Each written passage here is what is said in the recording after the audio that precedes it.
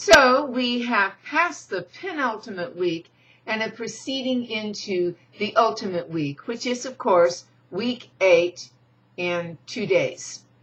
This last week of class is a little bit different because it goes from Monday until Tuesday of the following week. And the discussion will be a little bit different. You have until Saturday to make your initial post.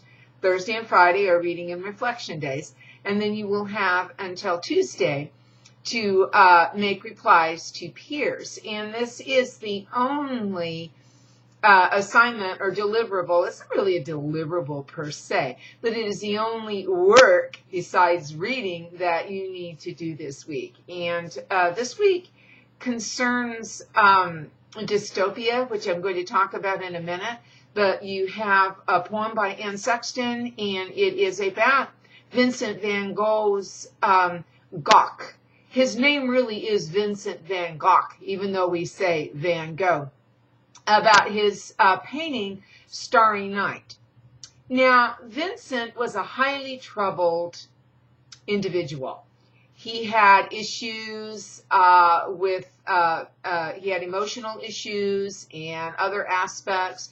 And Anne Sexton is also known for her personal poems and having a little bit of emotional issues and travails as well. But I wanted to talk about dystopia.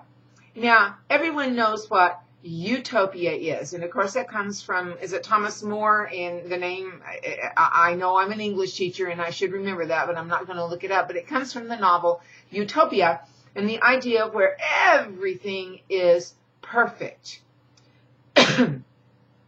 And we assume that in this perfect world, everything is pleasant, everything is wonderful, and everyone is happy. But in a dystopia, it's the opposite. Everything is unpleasant, and people are unhappy. Now, the problem with utopia is what really makes us happy.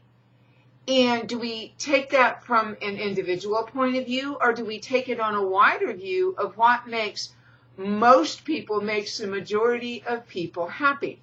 Now, we're not going to read this story in this course, but I'll post a link to it. And it is The Ones Who Walk Away from Omelas by Ursula Le Guin. And if you have ever read that story, it is about a utopia. Everything in Omelas is wonderful. There's no sickness. There is no oppressive government. Whatever you want, it is there. Now, the narrator of this story says that she can't give a complete picture, and I say she because Ursula Le Guin is the writer, but that doesn't mean that the narrator is female. But says she can't satisfy all people. And she says, imagine Omelas as you wish. Because my idea of utopia is different from your idea of utopia. In my utopia, I can eat as much chocolate and as much chocolate cheesecake as I want, and I will never gain a pound. In my utopia, we would all live in little houses out in the country and be a bit reclusive and maybe not interact a lot, because I tend to be rather reclusive, believe it or not, even though I am very social. So what I would want in my utopia would be quite different from what other people would want in their utopia. City dwellers would maybe want cities, and people who don't like chocolate, well, they would be abhorred by the thought of eating chocolate. So can we satisfy all people in a utopia? I mean, we could still have cities and country dwellings, and the people who love broccoli wouldn't have to eat the chocolate. And I love both. I love broccoli and I love chocolate. But then there are bigger issues that come into play, and there are politics and there are religions that we disagree upon. So would this utopia for everybody include religion? What about people who don't have a religion? And what about different religions? Could we all coexist? And what it boils down to in utopia, as I see it, can we remain human and still exist in a place where there is no conflict, no arguing, and no hurt feelings on what other people say? Humans, by our very nature, we are what we call imperfect. But do our imperfections make us perfect humans? Humans, hatred is a basic human emotion. So is greed, so is selfishness, but at the same time, so is kindness and empathy and sympathy. So what would that utopia include? How could we achieve that and remain human? Or would we need to evolve into something that is beyond human?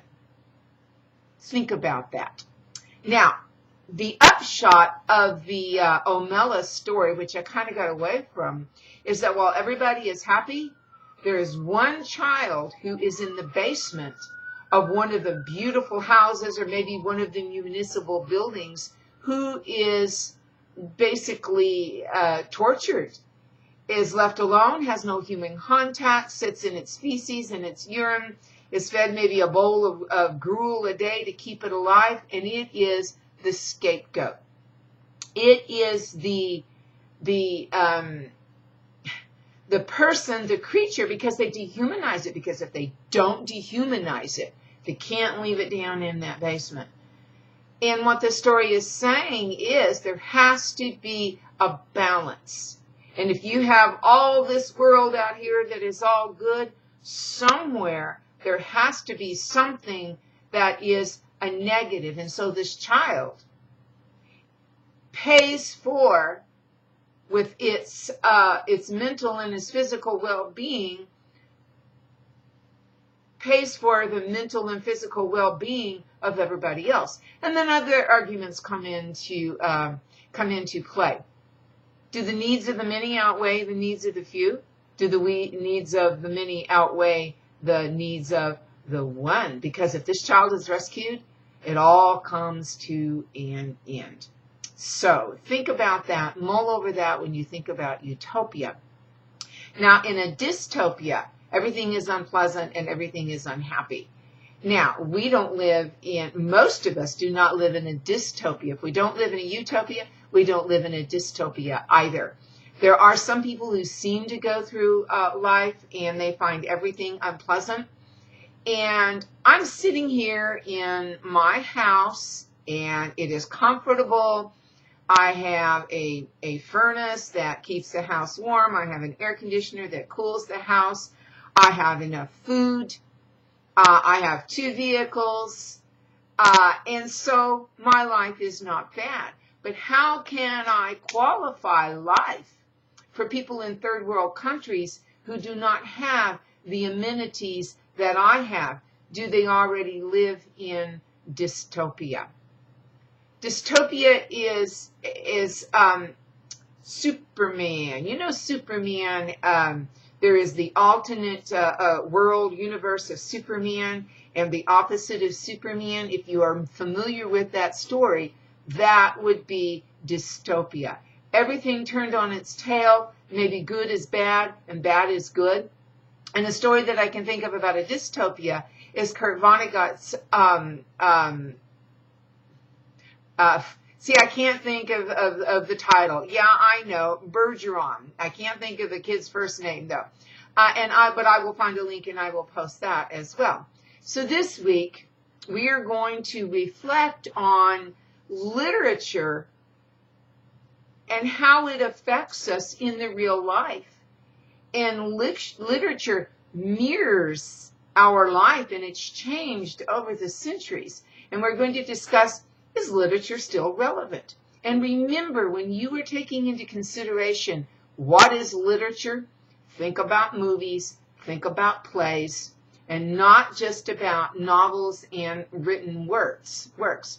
So we're going to reflect about the wider scope of literature, and why do we even continue to have literature courses? What is the purpose? How does it help us in the real world, and does it? Of course, as a literature instructor, I have my own ideas about that, but I'm not going to share them here. I will share some of those ideas on the board. And one more thing before I go. Should literature be dark and dreary? Should it point out the hard parts of life to us? Or should literature be light and fluffy and always lift us up? Because what we have read in this class and what I teach in my other literature courses often tend to be rather dark. And as humans, we want that conflict. We want a resolution to the conflict, but we want conflict. We strive on that conflict, and we want the crisis, and then we want everything to be tidied up at the end. And in real life, it isn't always tidied up, and it isn't in literature either. I'm going to stop rambling, and I will see you on the discussion board. And again, we're coming to the end, folks, of this course, not the world.